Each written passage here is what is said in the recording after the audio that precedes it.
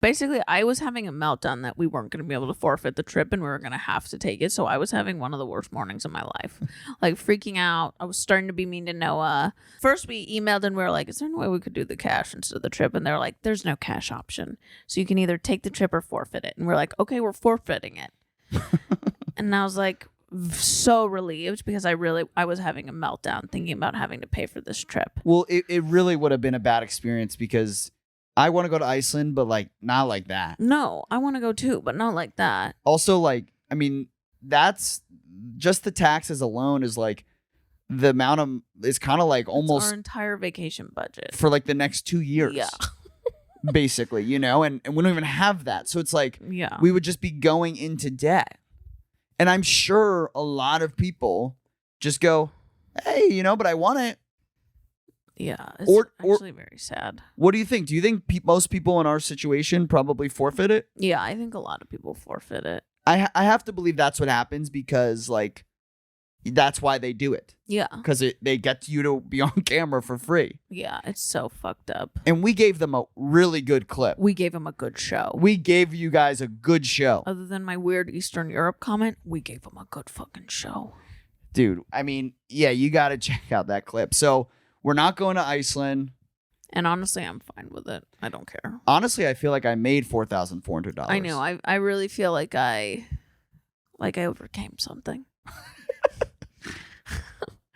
So, yeah, don't go on a game show unless you want to, like Jeopardy or something. Like a one where you have to prove you're smart sounds fun. But I think the best thing to win on a game show is cash. Cold hard cash. Which is Jeopardy. Mm-hmm.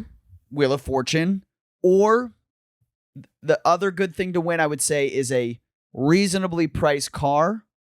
Because, honestly, any price car, as long as you can afford it, because you're getting a car just for the price of the taxes. So, I think they sold like an $18,000 car that day. Yeah. So that person's paying like, maybe $8,000 or so for.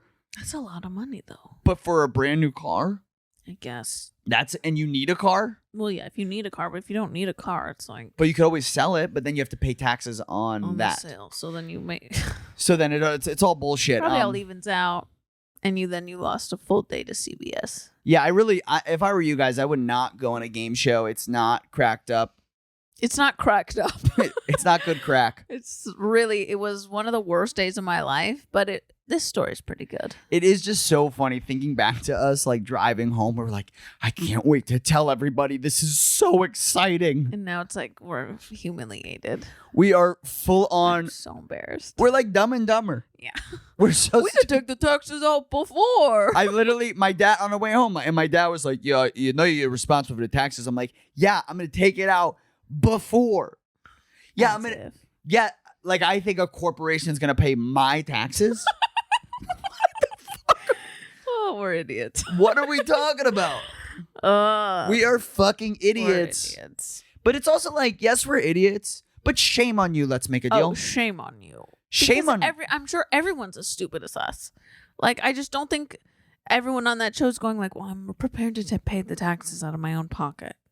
I mean, maybe there are professional game show players who just prepare and save for taxes like that. But I just want to go back to, there was a period when we realized we were getting scammed and Sid thought we were locked in. She got really mean to me. And she was like, I don't get it. Your father's an accountant and you do the budget. How did you miss this? I mean, am I right, guys? Sound off in the comments. How did he miss it? And once we got out of it, you immediately were like, I'm sorry. I was just upset because I thought we were going to have to spend $8,300 to go on a shitty trip to Iceland. And I forgave her. He forgave me. He even said it was a good apology. I was like, that's a pretty good apology. Well, I knew it had nothing to do with him, but I was like, if I'm not getting out of this, I'm going to divorce him and saddle him with the bill for Iceland. He's going to Iceland with his new girlfriend in 2 months. You got 2 months to get a new girlfriend, buddy, and she's paying for half this trip.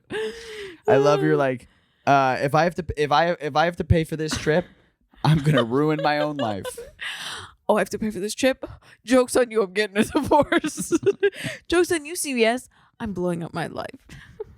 Oh my God. So we're not going. We're not going. And honestly, I am quite relieved. I'm relieved. It was honestly a big to do. And you guys know I hate to dos. It's the bedtime podcast.